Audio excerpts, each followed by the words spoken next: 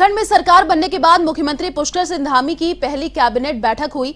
पुष्कर सरकार की पहली कैबिनेट बैठक में राज्य में यूनिफॉर्म सिविल कोड लागू करने के लिए एक विशेषज्ञ समिति गठित करने का निर्णय लिया गया। समिति में विधि विशेषज्ञ शामिल होंगे। मुख्यमंत्री धामी ने कहा कि हम राज्य में यूनिफॉर्म सिविल कोड समान नागरिक संहिता लागू करने के लिए प्रतिबद्ध है। उन्होंने कहा कि कैबिनेट से सर्वसम्मति से लिया यह निर्णय, ऐसा करने वाला उत्तराखंड पहला राज्य है।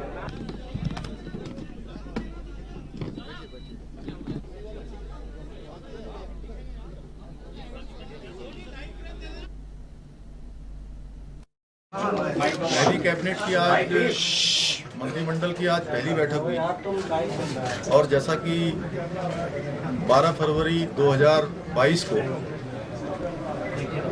मैंने और मेरी पार्टी ने उत्तराखंड की देवतुल्य जनता के समक्ष ये हमने संकल्प लिया था कि हमारी नई सरकार के गठन होते ही हम यूनिफॉर्म सिविल कोड उत्तराखंड के अंदर लेकर आएंगे। और उसके पीछे हमने कहा था कि हमारा राज्य हिमालय का राज्य है, गंगा का राज्य है, अध्यात्म और धार्मिक केंद्र बिंदु हमारा राज्य है। हमारी यहाँ की धार्मिक विरासत है, हमारी अपनी संस्कृति है, सैन्य बाहुल्य हमारा प्रदेश है। प्रत्येक परिवार से कोई न कोई सेना में है, किसी के घर का बेटा है, किसी की बेटी है, किसी का चाचा है, किसी के पिता हैं।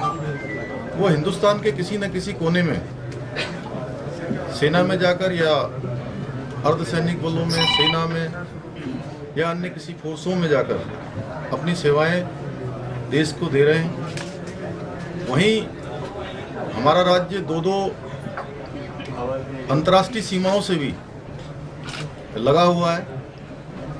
ऐसे में जरूरी है कि उत्तराखंड राज्य के अंदर एक ऐसा कानून होना चाहिए जो सभी के लिए समान हो।